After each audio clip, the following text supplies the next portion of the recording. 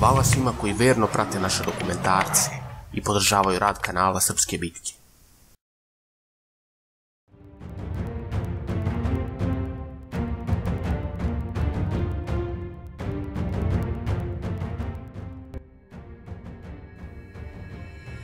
Nakon sjajne šestogodišnje vladavine romejskog cara Jovana Cimiskija, koji je posle kratkog, ali izvanrednog pohoda proterao ruskog kneza Svjatoslava sa Balkana i svojoj državi pripojio celu Bugarsku, kao i brojne gradove u Maloj Aziji, došlo je do previranja i građanskog rata u Vizantiji.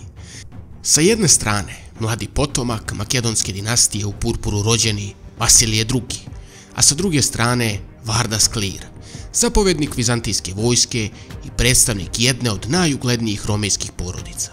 Rat je trajao čitave 3 godine, od 976. do 979. a kao pobednik je izašao Vasilije. Smrt Jovana Cimiskija oslobodila je neprijatelje Vizantijskog carstva, a građanski rat do kojeg je posle došlo pružio im je priliku da stupe u akciju. U Makedoniji izbio je ustanak već 976. godine, pod vođstvom četvorice Kometopula, sinova kneza Nikole.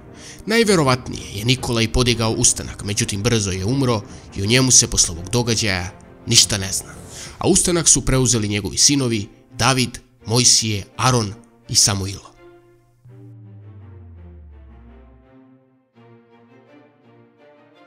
Ustanak se brzo pretvorio u borbu za oslobođenje od romejske vlasti i uzeo velike razmere.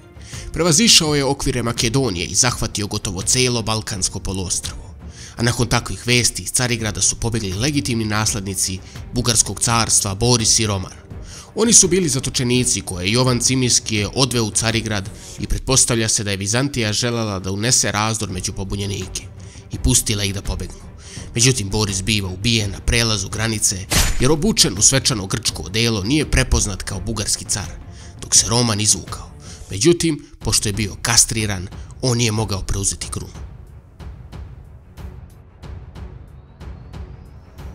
Sa druge strane, u prvoj godini ustanka stradala su i dvojica Kometopula, i to najstariji. David je ubijen od strane vlaških pljačkaša, dok je Mojsije stradao prilikom neuspešne opsade Sera. Tako da je vlast pripala Aronu i Samuilu. Ubrzo je došlo do sukoba između ove dvojice i oko vlasti i oko odnosa sa Romejima. I zbog toga Samuilo je izdao naređenje da se ubije Aron i istrebi čitava njegova porodica. Što je i učinjeno, a preživao je samo Aronov sin Ivan Vladislav, i to na insistiranje Samuilovog sina Gavrila Radomira. Stoga se sva moć slila u ruke najmlađeg sina, kneza Nikole. Centar ustanka bilo je područje između severne i srednje Makedonije, od Velesa i Strumice do Ohrida. Prestonica je jedno vreme bila Prespa, a zatim Ohrid. Iz ove oblasti ustanak je napredovao u svim pravcima. Osvojena je čitava Makedonija izuzev Soluna i započeta su dalja osvajanja. Samuilo je zaista za kratko vreme stvorio moćno carstvo, koje ideološki bilo vezano za Bugarsko carstvo. Tim povezivanjem on je želeo da istakne svoj neprijateljski stav prema Vizantiji i pokaže kontinuitet nove državne koncepcije protiv svemoćnog Carigrada. Stoga je i kasnije uzeo bugarsku carsku titulu, a na vizantijskom dvoru njegova država bila je prepoznata kao Bugarska. Međutim, njegovo carstvo se znatno razlikovalo od Simeonove i Petrove tvorevine, i po sastavu, a i po karakteru. Zapravo je ovo bilo novo carstvo koje je težište pomerilo prema jugozapadu i Makedonija čini njegovo jezgro. Da je Samuilov cilj bilo vaspostavljanje bugarske države, on bi sigurno krenuo prema etnički bugarskim zemljama i radio bi na njihovom oslobođenju. Međutim, njegova ekspanzija je bila okrenuta prema jugu, tako da se njegove borbe istočno od Serdike gotovo i ne pominju. Također na ovo se može dodati da velikaši iz zapadnog dela carstva su uporno tražili da presto treba da pripadne Borisu i da Samuilu nikada nije palo na pamet da, pošto je oslobodio bugarske zemlje, prenese svoju prestonicu iz Ohrida u Preslav.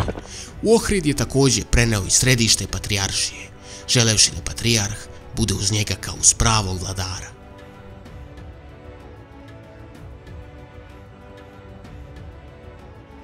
Zauzeto zbog građanskog rata u istočnom rimskom carstvu, rešio je da iskoristi odlučni Samuilo.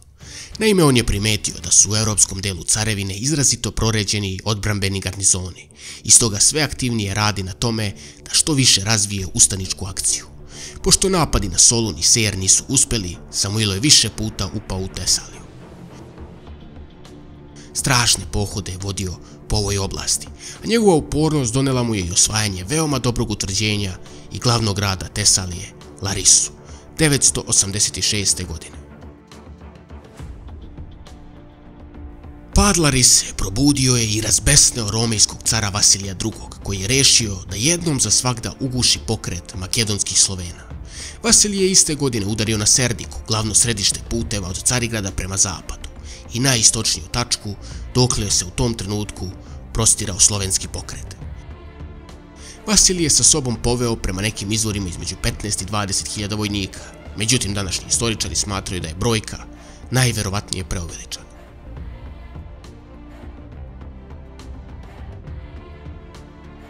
Romeji su stigli pred Serdiku 25. jula 986. godine i opseli je. Pod opsadom bila je oko 20 dana, gdje je romejska vojska pod zapovedništvom mladog i neiskusnog cara i bez opsadnih sprava polako ostajala bez hrane. Vizantijci su inače bili veoma loše snadbeveni, jer je pohod izvršen gotovo bez ikakvog planiranja, i to na ruku mladog cara bez savjetovanja sa svojim generalima. Samuilova vojska koja je dolazila iz Ohrida je to veoma brzo primetila. Stoga su sa svih strana okružili Romeje pred Serdikom i ubijali vojnike koji su polazili u potragu za hranom. Također, Sloveni su im otimali konje i stoku, kao i ono malo hrane što im je preostalo. Stoga, videvši da ih ne može izazvati na direktnu borbu, a ne može ni osvojiti Serdiku, Vasilij je rešio da se povuče, bez ikakvog postignutog rezultata.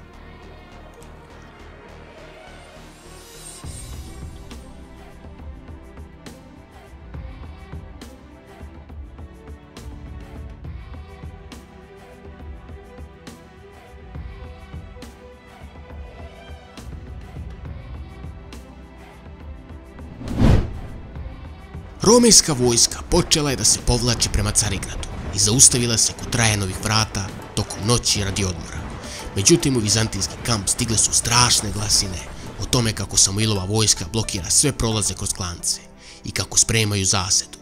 To je unelo ogroman nemir među onako već demoralisanu vojsku.